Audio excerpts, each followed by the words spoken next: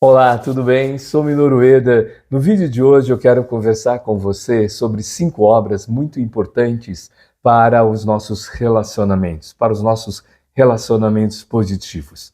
Essa reflexão nasceu por conta de uma palestra que eu realizei sobre comunicações positivas para a qualidade de vida. Foi muito interessante, principalmente o alinhamento que nós realizamos inicialmente para esse trabalho. Eu sempre gosto, né? Antes de qualquer palestra, a gente fazer uma reunião de alinhamento, mesmo à distância, para alinhar o público, para alinhar as necessidades da organização. E foi muito interessante porque as gestoras que estavam participando, e foi muito bacana esse momento, porque ela disse o seguinte: nós estamos passando por muitas mudanças, principalmente mudanças de voltar um pouco mais à cultura da nossa organização para uma cultura mais participativa. Mudou todo o conselho, né, da organização, tudo isso, e a empresa já há alguns anos atrás tinha uma cultura de muita participação e isso gerava inovação. E ela passou por alguns momentos a gente sempre fala no mundo organizacional, né, que o sucesso tem grandes desafios. Muitas vezes ficar somente olhando para dentro e não perceber o que está para fora. Mas olha que bacana, né? Nessa palestra, nós realizamos várias palestras para várias turmas, sejam eles diretores, gestores, colaboradores, voltando à comunicação positiva para o processo de relacionamento. Mas você falou mais da mudança de cultura e inovação? Sim, porque não existe inovação se você não tiver um ambiente de confiança. Não tem um ambiente de confiança se você não tem comunicação, se as pessoas não participam. Lembra que a cultura da organização estava no momento de voltar ao processo participativo, ao processo deixando um pouco, né, da questão do comando e controle, que ela passou por alguns momentos, entregava resultado, mas a que preço? E eu sempre destaco isso porque a minha defesa de tese foi a comunicação positiva, as competências emocionais, o impacto na qualidade de vida no trabalho, então isso é muito importante. E a primeira obra que eu quero conversar com vocês é uma obra eu creio que é uma obra de cabeceira de muitas pessoas. É o livro do Stephen Covey, que hoje, eu falo hoje, sempre em todas as lives, até nas palestras, nas reuniões de mentoria, eu falo muito isso. O livro hoje chama Os 7 Hábitos das Pessoas Altamente Eficazes. É o autor Stephen Covey, porque meu livro é Os 7 Hábitos das Pessoas Muito Eficientes. É bem melhor, para vocês dizerem, a capa é diferente, já tá, mas é uma obra fantástica. E aqui tem um momento, porque que essa obra é muito importante para os nossos relacionamentos.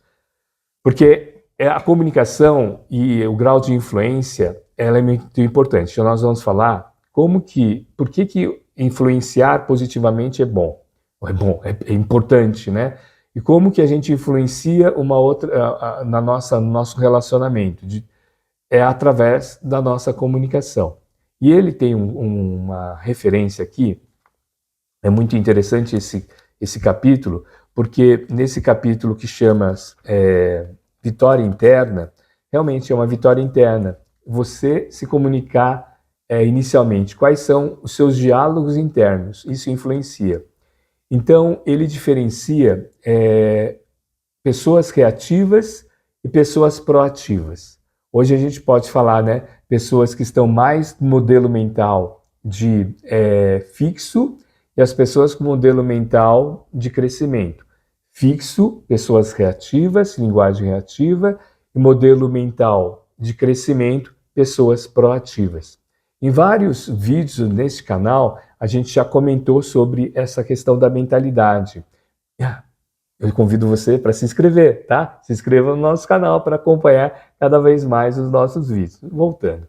E ele nesse quadro, vamos comparar, né, se a gente conhece alguém, não nós, né, mas se a gente conhece alguém que se encontra na linguagem reativa ou na linguagem proativa. Esse é um dos livros muito importantes para nossa comunicação positiva, para melhorar os nossos relacionamentos. E foi interessante porque nesse quadro, na palestra, eu projetei nesse quadro e a gente faz toda uma atividade. A nossa palestra é uma palestra não apenas que eu falo, mas as pessoas participam, porque andragogia é isso, né? Educação para adulto, as pessoas têm que participar, têm que fazer as relações. Eu acho que até mesmo da pedagogia também é muito legal. Vamos lá.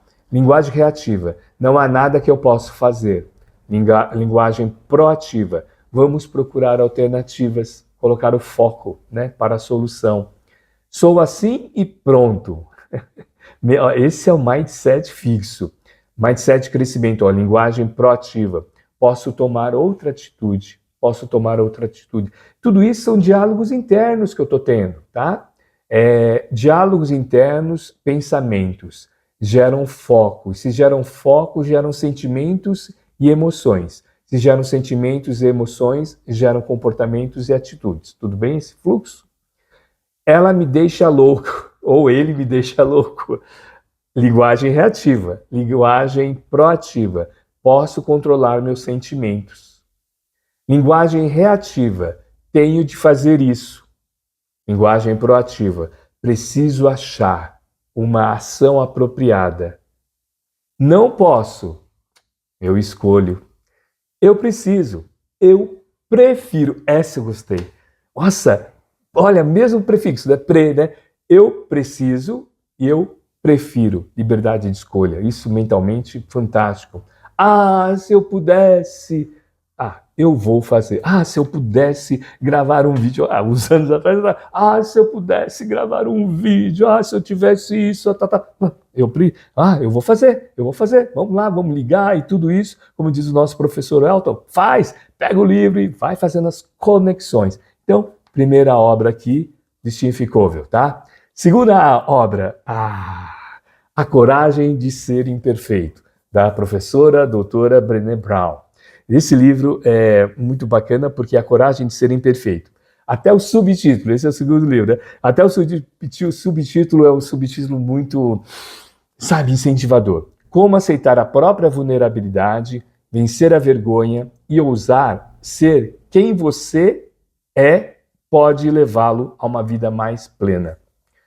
Se aceitar. E nesse quesito, eu faço sempre a reflexão do processo da autoempatia, de você se autovalidar.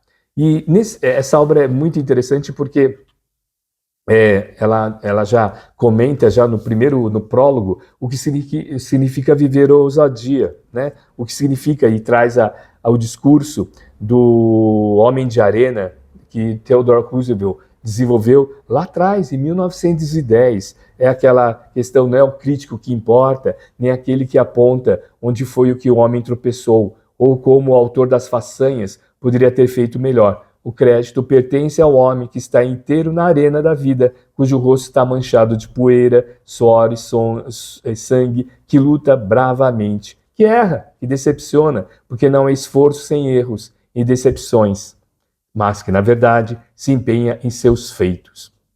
Que conhece o entusiasmo, as grandes paixões, que se entrega a uma causa digna, que, na melhor das hipóteses, conhece no final o triunfo da grande conquista e que, na pior, se fracassar, ao menos fracassa ousando grandemente. Fracasso é feedback. Então, nessa obra, a gente observa que errar é humano e também acertar é humano. Aqui uma reflexão, essa reflexão é muito interessante, porque muito rica, fica no capítulo, vou até buscar, eu não sei se você também vai conversando com o livro e vai escrevendo, eu acho que esse aqui é no capítulo 2, derrubando os mitos sobre a vulnerabilidade. É verdade que quando estamos vulneráveis, ficamos totalmente expostos. Sentimos que entramos numa câmara de tortura, que chamamos de incerteza. Então, vulnerabilidade, esse conceito é muito bonito da doutora Brené Brown nessa obra. Vulnerabilidade é fazer algo sem ter a certeza que esse algo vai dar certo. É no discurso lá da arena do Theodore Roosevelt, né? Da façanha e tudo isso. E aqui tem uma reflexão muito bacana. Quando você assumir o que aconteceu, não enterre o episódio, nem deixe que ele o defina. Costumo dizer isso em voz alta. Se você assumir a sua história, conseguirá escrever o final dela. Quando enterramos a história, nos tornamos para sempre uma vítima dela. Se assumirmos, conseguiremos narrar o seu final. Como disse Carl Jung, eu não sou o que acontece, eu sou o que escolho me tornar. Vamos lá? Eu não sou o que acontece, eu sou o que escolho me tornar. Então, se eu ficar ruminando mentalmente, tudo isso rumina mentalmente? Eu rumino muito, eu tenho que parar de ruminar, né? E a psicologia positiva, na obra, eu tô sem a obra dela aqui. Ah, não, eu tô aqui, ó. Tá aqui, ó. Nessa obra Positividade, a professora Barbara Fredrickson, ela relata que a gratidão é a melhor forma de a gente interromper as ruminações mentais. Sabia dessa? Então, começou a ruminar, pensa em algo para você ser grato. E esse ser grato amplia a sua mente. Por isso que a teoria da positividade é ampliar e construir. Você amplia a sua visão, você amplia as formas que você escolhe se tornar. Por isso que a professora Brené Brown, ela é uma essa obra do Coragem, de Ser Imperfeito, que o link está na descrição, caso você queira também adquirir pelo nosso link, né? Já ajuda o nosso canal.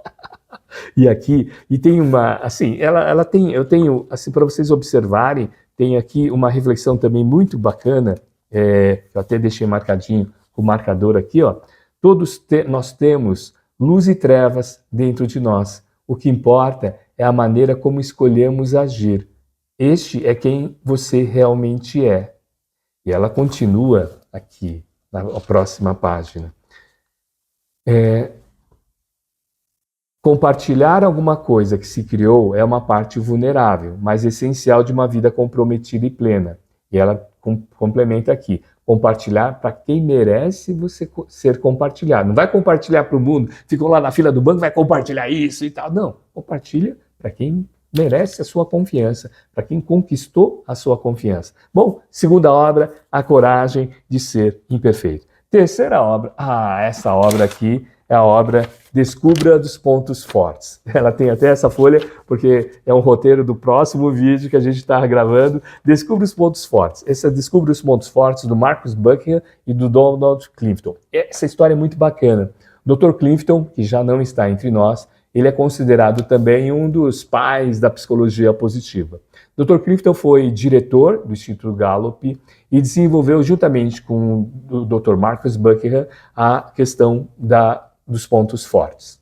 Na pesquisa e aqui ele relata nessa pesquisa, o trabalho do Instituto Gallup, foram mais de 80 mil gerentes de grandes empresas que estavam listadas nas principais empresas do Forbes e tudo isso, das revistas e das instituições que faziam pesquisa, pesquisaram todo o processo e observaram a questão dos pontos fortes, ou seja, 20% das pessoas, e aí foram mais de 1 milhão de pessoas que foram pesquisadas, colaboradores, 20% responderam que a empresa, a média, tá? 20% responderam que a empresa utilizava os seus pontos fortes. 80% falava de vez em quando ou nunca. Isso, então, foi aquela questão, né? Fazer do limão uma limonada. Observaram que tinha um potencial para desenvolver toda a divulgação da importância de valorizar os talentos e os pontos fortes. E nesta obra, Descubra os Pontos Fortes, eles vão relatando os princípios dos pontos fortes, o que é um talento, o que é um ponto forte, principalmente como a gente descobre que são pontos fortes. Vamos lá, vamos observar 3 princípios aqui, que inclusive na época ele deu exemplo do Tiger Woods, que é o jogador de golfe, Bill Gates e o Cole Porter, o músico. E 3 princípios. O primeiro princípio é que para você observar que são pontos fortes para você. Mas por que isso melhora os nossos relacionamentos? Porque você se autoconhecendo, você percebe que você pode exercer os seus pontos fortes durante o seu relacionamento e isso agrega valor. Você conhecendo os pontos fortes, e isso é importante, você trabalha também os seus feedbacks, seja de feedback de desenvolvimento, de correção, de reconhecimento em relação a outra pessoa, principalmente destacando para outra pessoa, você, peraí, você tem um ponto forte porque você repete, né? Você pratica isso repetidamente, palavra difícil, repetidamente. Então, primeiro princípio de um ponto forte, você pratica repetidamente algo, até de forma inconsciente. Aqui ele diz o seguinte, é capaz de fazer uma coisa só, é um ponto forte, se você consegue se imaginar fazendo aquilo repetidamente com alegria e com êxito. No livro aqui ele comenta isso, ele fala assim, você pode diferenciar também o outro aspecto. Quando você faz algo que não é um ponto forte, você fica olhando no relógio, você não vê a hora passar, você quer que passe rápido, quer terminar e cansado, principalmente não apenas fisicamente, mas mentalmente.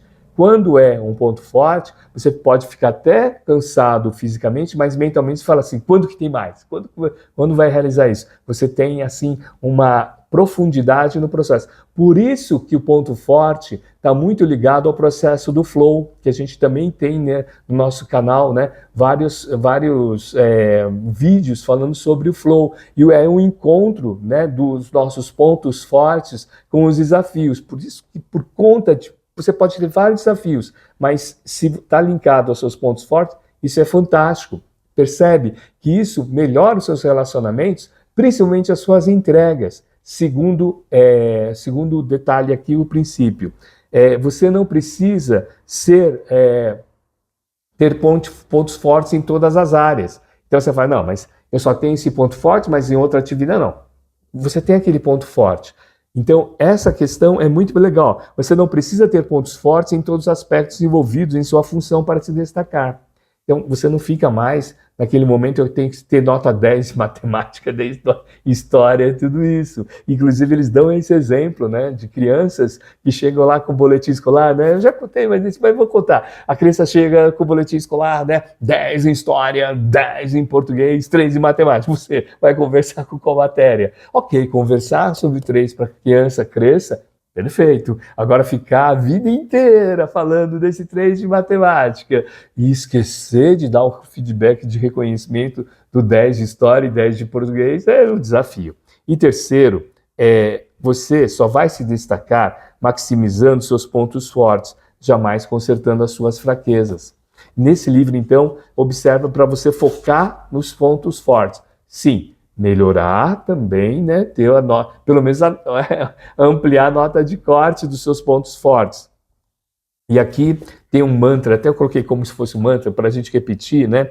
Tire proveito de seus pontos fortes, sejam eles quais sejam, ou quais forem, e administrar seus pontos fracos, sejam eles quais forem. Então, administrar. Então, potencializar seus pontos fortes e administrar seus pontos fracos. Um outro detalhe muito bacana desse livro, que ele relaciona aqui os nossos principais talentos, 34 talentos que você pode refletir um a um, tá? Tem descrição de cada um desses talentos aqui e você vai observando o que esses talentos podem estar relacionados aqui, ó. No capítulo 4. Os 34 temas descubra a fonte de seus pontos fortes. Então, o que é a fonte dos pontos fortes? São os nossos talentos.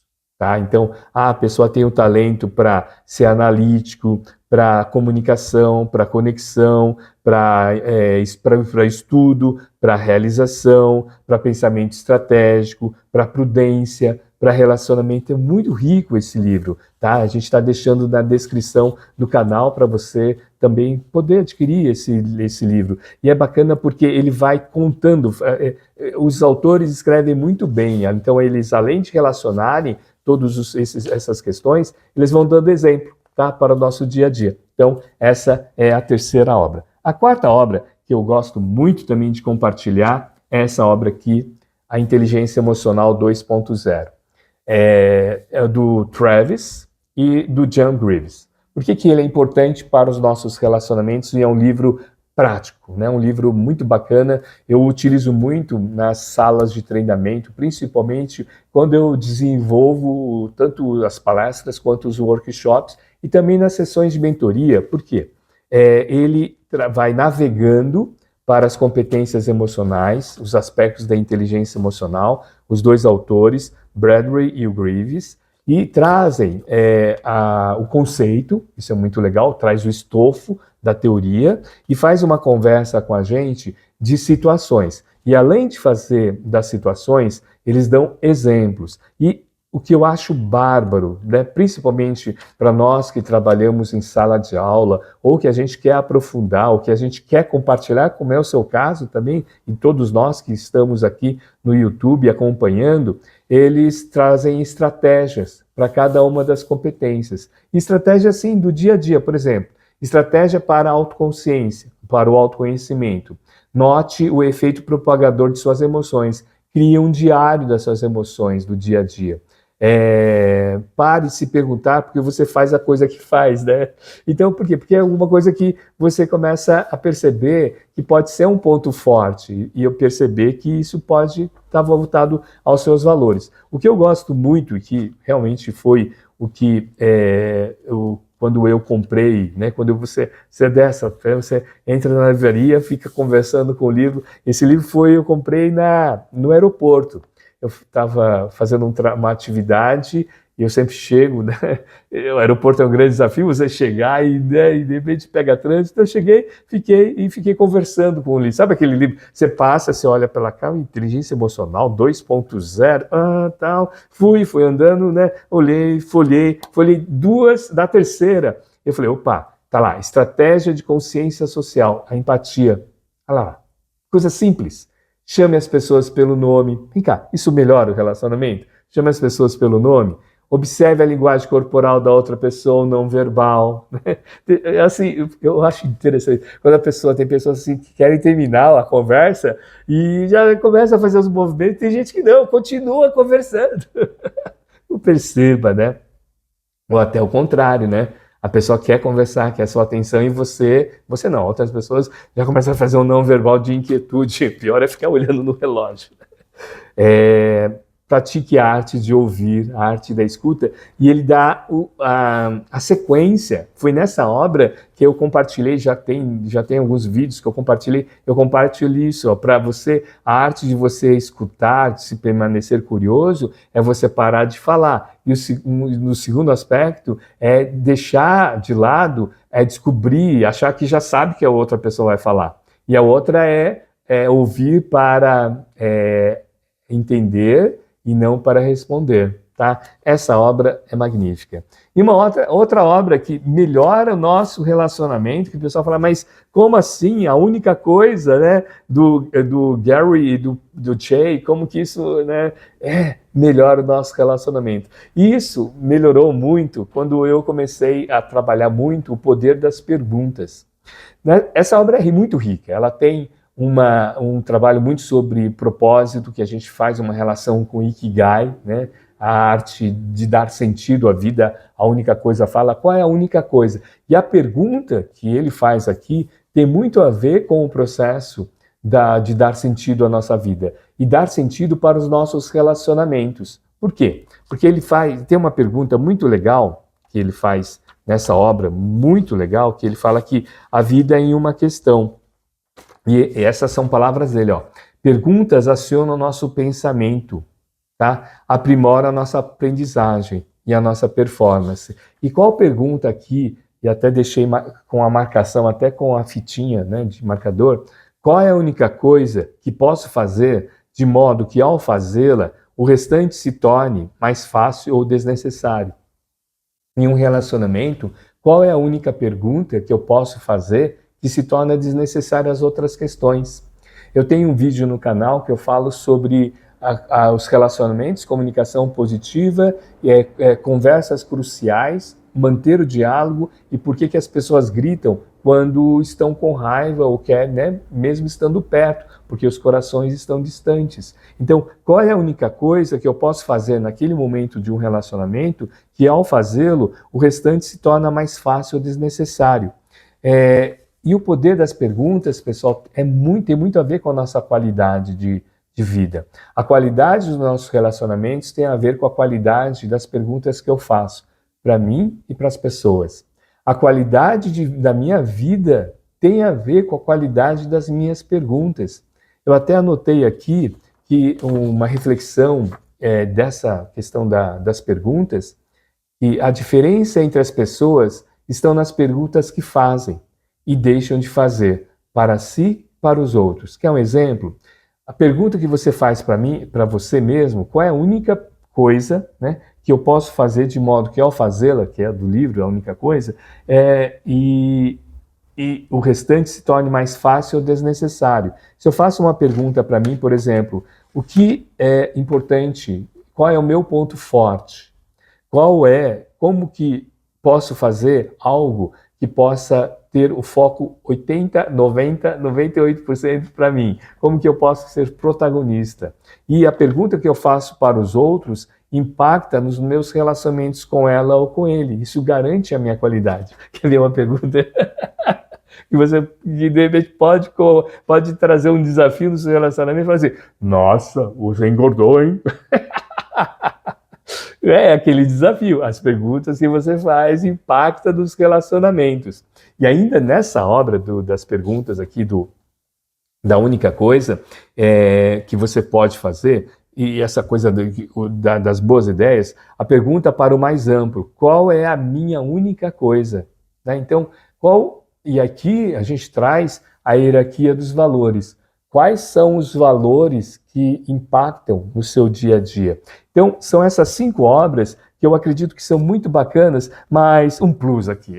Eu não podia, a gente já falou aqui. Vamos trazer o Daniel Goleman, essa obra, o Foco. Essa obra, o Foco, é uma obra que melhora com certeza os nossos relacionamentos, porque ele transcreve aqui e desenvolve as questões das competências emocionais, mas acima de tudo, a sensibilidade social, aqui no capítulo 11. Então, essa obra, o Foco, do Daniel Goleman, ele é genial, porque ele mostra, né, que a questão da tríade da empatia, a empatia emocional, a empatia cognitiva e a compreensão empática. A empatia emocional, o que eu sinto que você está sentindo, a empatia referencial ou cognitiva, onde você quer chegar, e a compreensão empática, a sua manifestação. E nessa sua manifestação é a importância da habilidade da escuta, escutar para responder inteligentemente. Então vamos lá, vamos fazer uma reflexão, um resumo aqui, ó. Eu falei 5, mas são 6. Foco, do Daniel Goleman, tá? A única coisa, do Jay e do Gary. A inteligência emocional 2.0, do Bradbury e do Jim Travis. Descubra os pontos fortes, do Clifton e Buckingham. Brené Brown, aqui, Brené Brown, A Coragem de Ser Imperfeito.